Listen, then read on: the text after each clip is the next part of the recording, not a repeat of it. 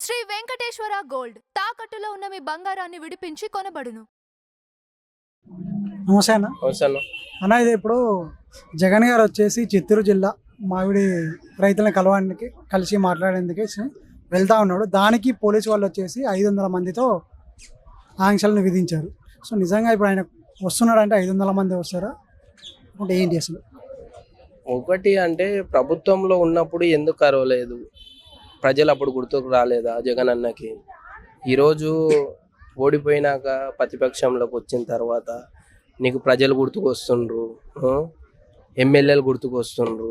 Arrest చేస్తుంటే నా ఎమ్మెల్యేని ఎట్లా అరెస్ట్ చేస్తారు, నేను 2.0 చూపిస్తా, నా 3.2 చూపిస్తా, ఇవి ఎన్ని పాయింట్లు అంటావు చూసుకో. ఈ రోజు ప్రజల్లో గుర్తుకొచ్చిండ్రా. ఇన్ని రోజులు ప్రభుత్వంలో ఉన్నారు కదా జగన్ అన్న, మరి ఇన్ని రోజులు రాంది ఈరోజు ప్రజల్ని చూడడానికి వస్తున్నా నేను, లేదంటే రైతులను కలవడానికి వెళ్తున్నా. మొన్న వచ్చిండు కదా, మొన్న వస్తే అందరూ సర్లే ఇంకెందుకులే దాని గురించి. కానీ ఏంటంటే ఓడిపోయిన తర్వాతనే ప్రజలు గుర్తుకొస్తారు వీళ్ళకి. సో గెలిచిన తర్వాత ఎవరికి ఏం చేయలేరు రాజకీయ నాయకులు.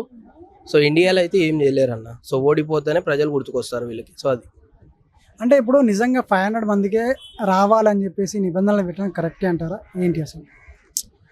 ఏం చెయ్యరు అన్న వీళ్ళు.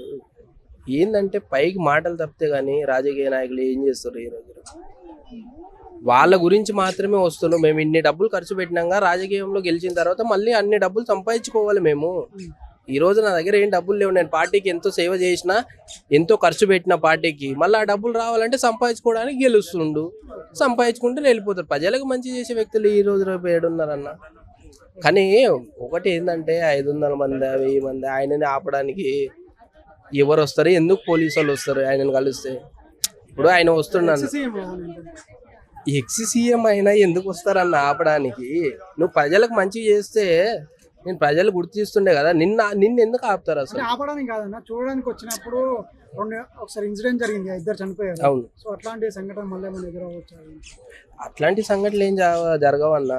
కాకపోతే జగన్ అన్న మరి ఏమనుకుంటుండో. సో నెక్స్ట్ 2.0 అన్నాడు, మరి 3.0 ఏం చూపెడితే చూద్దాం మనం.